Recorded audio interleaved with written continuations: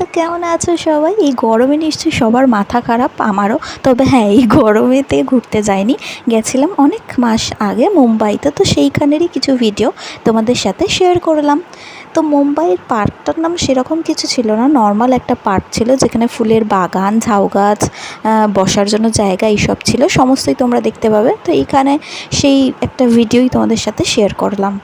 এইটা যেটা দেখতে পাচ্ছ সেটা মুম্বাইয়ের রেল স্টেশন, যেটা খুব সুন্দর করে সাজানো।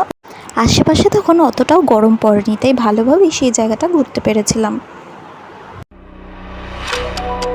এইখানে সবাই সবার মতন, কারোর সময় নেই কারোর হয়ে কেউ কথা বলবে বা কেউ কাউকে সাহায্য করবে।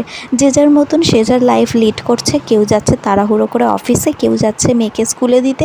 আর আমি যা করছি তা তো তোমরা দেখতেই পাচ্ছ। গেছিলাম এই পার্কে, যেখানে